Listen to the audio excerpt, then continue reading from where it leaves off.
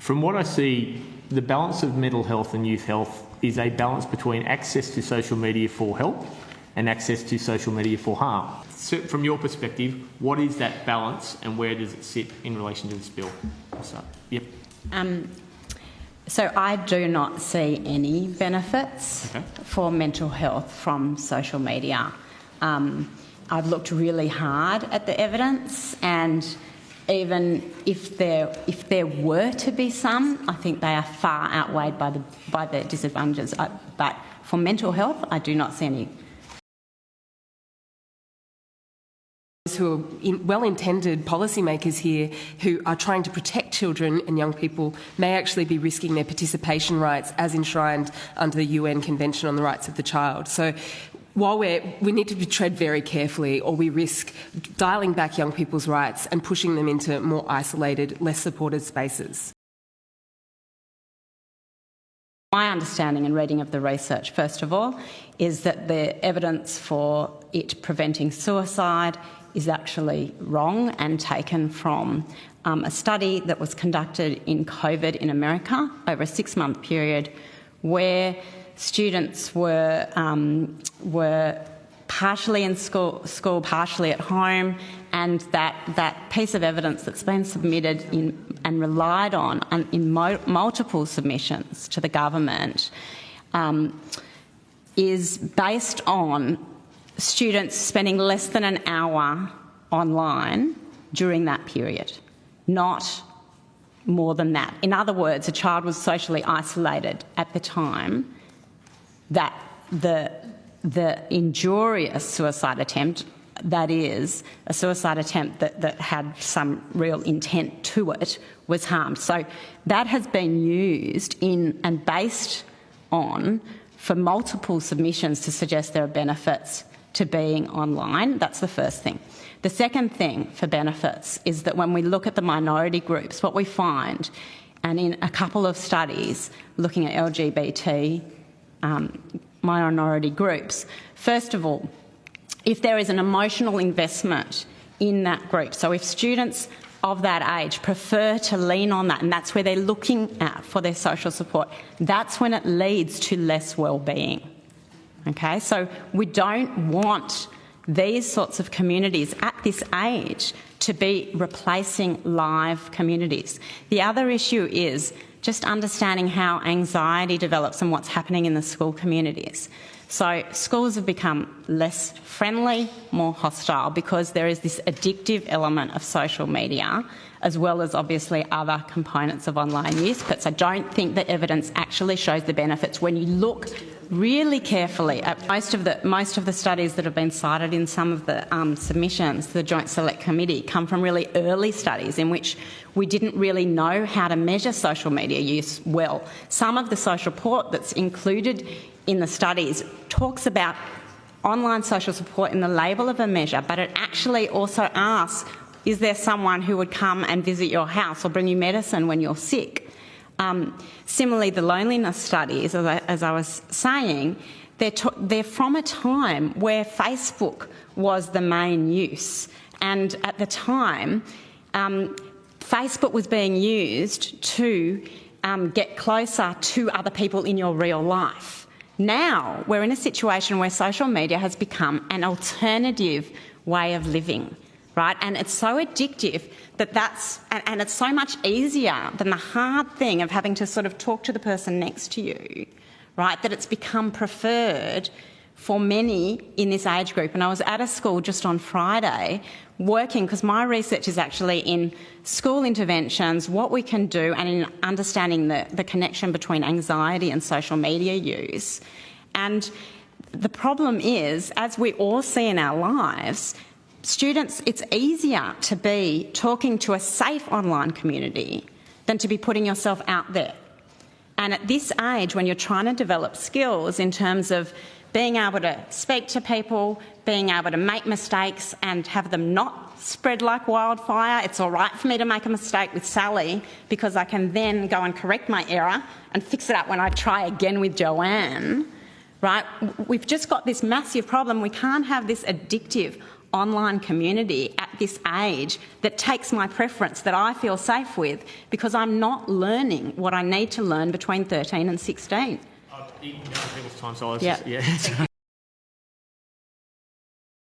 Miss Einstein, can you tell me, those schools that you go to, do they pass in their phones in the morning and they pick them up in the afternoons? Are they running around with those phones in their schools? No, they've got phone bans in. Got, and it's really interesting to look at the latest research on phone bans, because it shows that there's a great report that's just come out that shows that socioeconomically disadvantaged girls do better in their academic results. There's less bullying.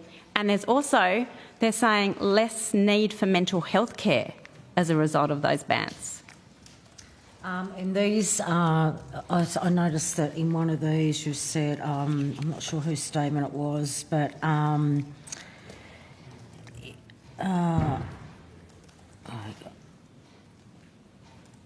so do you agree there should be less time on social media? Absolutely, because in both the research, and I work as a clinical psychologist and I research this, and I have been doing it since phones came into students' hands, into being owned by students. I've been researching this. When you limit social media use, depression and anxiety gets better, invariably. Oh no, I've seen it on veteran mentors, 3 days. It's like drug and alcohol. They will have withdrawal symptoms. You take those phones off them for 3 days and they're not even looking at them on their 10 days. They're not even going to their bags and getting out their phones. They're saying goodbye to everybody. That's what they're doing. And they're paying attention to each other. And they're paying attention and they're actually talking to each other. So is it one of you guys that are against this? What mental health issues are you speaking about if you cut this off? I can jump in here. And so thanks for the question, Senator. I'm from Project Rocket. We're Australia's youth-driven movement against bullying. So absolutely see those harms and working with students in schools every day. I'd also add, though, that suicide is the leading cause of death for young people aged 15 to 24 in this country. And our colleagues at Reach Out have found that 73% of young people turn to social media for mental health support. Now, we might prefer that they go to other areas and other channels to seek out that support. But the reality is, for many young people, this is support that they simply cannot access anywhere else. Many refer to access barriers, strain on the system, living in regional areas, hugely under strain. And I've spent a lot of time this year in the Hunter Valley, where I've spoken to young people in those communities who are up against it. And so for them, we know that tragically, social media has had catastrophic consequences for some young people. But cutting it off altogether will have catastrophic consequences for other young people.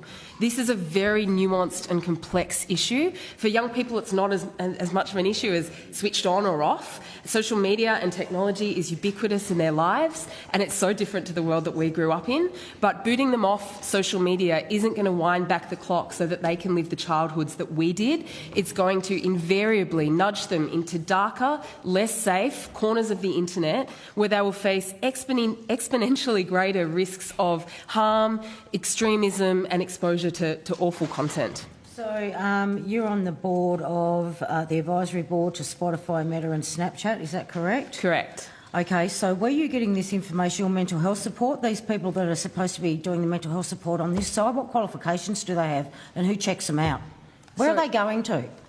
You're saying they're getting mental health support online. Who's checking out the people that are actually offering that mental health support, what qualifications they've got and whether or not they should be online giving those mental health supports? Yeah, so in many cases, actually I think you could probably speak to the mental health support that Headspace provides. That's probably more your domain. I'm not just talking about Headspace. You said there's mental health support on there. Yeah. And you looked at all the platforms that say that they're getting mental health support. Who's been through all that to make sure that they've got qualifications that are needed for our young people? Well, that's not my remit, but I think that would be a really so interesting area for exploration. Is this not something that Spotify, Meta and Snapchat have come to you and said, we should check these out? I mean, where is their responsibility in this? Have they been checking these people out? All these companies that say we are there, we offer mental health support, what qualifications they're carrying, what success rates they've got, all this sort of stuff. Where's that coming from? Yeah, I hear you, Senator. And actually the reason that we serve on as an external, critical, independent expert on these advisories is because I, like you, would like to see tech platforms held to much greater account.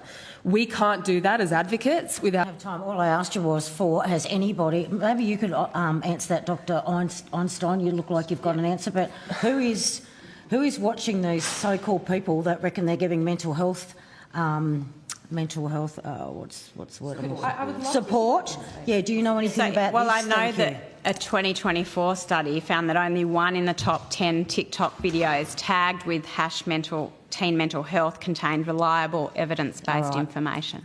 That's great. And I'd just like to add that the reason I don't believe social media can provide that sort of support is because when you are getting support for depression, it needs to be nuanced. Yeah. You need support where the person knows what's going on. And I'm actually going to say also, when we're working with mental health in this age, we don't always want support in the moment. We want, and I've written about this in my submission, we want to learn that I can handle myself in the moment, that the bad thing doesn't happen and I'm okay, and I don't need a whole audience behind me backing me up. I just look maybe at you and see a half a smile, all right, or a bit of a... and I realise I'm okay afterwards, and I learn by braving it out by myself. That's how I get resilience. Maybe later I reflect with someone via one-to-one chat, right, or via a phone call, and I might reflect on what happened and have a debrief, and I might learn and change my direction or get some support later. But at the time, and with just general social support, that does not help a person improve in terms of their mental health. And when Jackie, sorry, one more question. When you go to these platforms, how do you know that you're getting the same? Because it's really, you know, when you have a counsellor with these kids or a psychologist, they need to be seeing the same one. They don't need to be reliving their stories. Is there a guarantee that this is happening? My point is that social media is not an appropriate mechanism to deliver mental health support. Yeah, I agree with you. I think nobody's suggesting that it's the preferred mechanism. Young people cannot access adequate mental health support in this country. They are going online because they crave connection, they are isolated. But we they have could be much doing more greater harm than challenges good. we need to fix. Pardon? Yeah, and they could be doing more harm than good. So Thank we don't you, have numbers everybody. on that. I'm going to rotate the call, Thank you, and we are Dr. going Einstein. to Senator Kovacic. It's been carved out. In the Headspace collaborative submission, they talk about the Black Dog Institute's Futures Briefing study, which showed that 93% of young Australians reported using social media at least once a day. And on average, young Australians were spending 2 to 3 hours per day on social media, with the most popular social media platforms being Instagram, Snapchat and TikTok. And with Australian young people spending that much time on it. That was the first thing I was going to say. The other is that the mechanisms by which harm is conducted are just so many, right? It's comparison, it's fear of missing out, it's envy, it's from bullying, it's from procrastination, it's from concerns about appearance, it's from looking too hard at a photo too many times, which leads to the beginning of body dysmorphic disorder, where I'm really concerned about and overvalue how I look. There are so many different ways that it causes harm, and all these studies, most of these studies, the limitations are huge. One of the very first studies that was in the media saying digital use is no worse than potatoes, right? In one of their data sets, they asked students to leave out the amount of time interacting with friends or family online, and that's in the early days of social media use. We cannot rely on these studies that show minimal effects when the companies are not giving us the data to see what the real effects are. I just want to say that this bill is not taking away the internet. You can still get information from the internet. This is about social media use. And the potato was the headline in the news, and it influenced people's beliefs about whether digital use was harmful, and we see that all the time when studies are being reported in the media.